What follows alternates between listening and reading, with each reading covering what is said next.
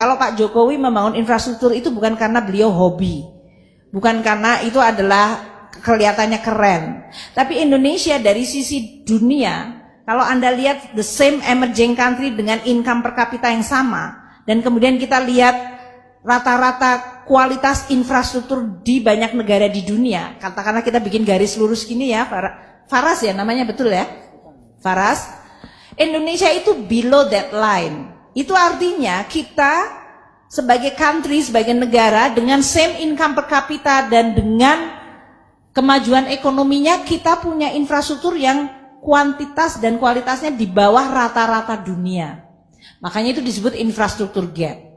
Makanya kalau kita membangun itu bukan karena kita kepengen atau apa, tapi itu adalah necessity. Itu kebutuhan dari republik ini. Kalau kita lihat Indonesia dengan kepulauan lebih dari 17.000, konektivitas antar mereka.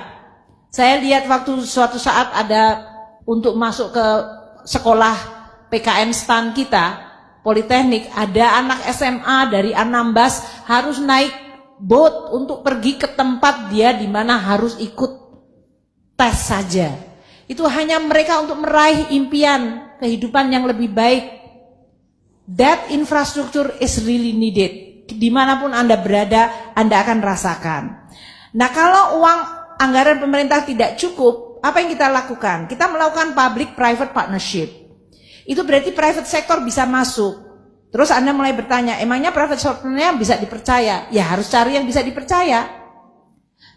Instrumennya seperti apa? Bisa saja mereka ikut dalam bentuk leverage, dalam bentuk borrowing, pinjaman, bisa dalam bentuk ekuitas. Saya anggap Anda mahasiswa manajemen, jadi paling tidak tahu neraca. Bahwa seseorang itu bisa ikut dalam bentuk dia meminjamkan, dia bisa dalam bentuk chip in ekuitas. Implikasinya berbeda. Kalau dia equity financing, dia ikut sama, berarti aset itu dimiliki bersama. Kalau dia borrowing, ya berarti kita harus bayar kembali, tapi pemilikan tetap punya kita semuanya.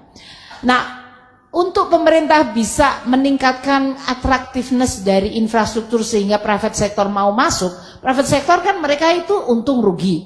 Kalau pemerintah kan tidak untung rugi, yang penting bermanfaat untuk rakyat.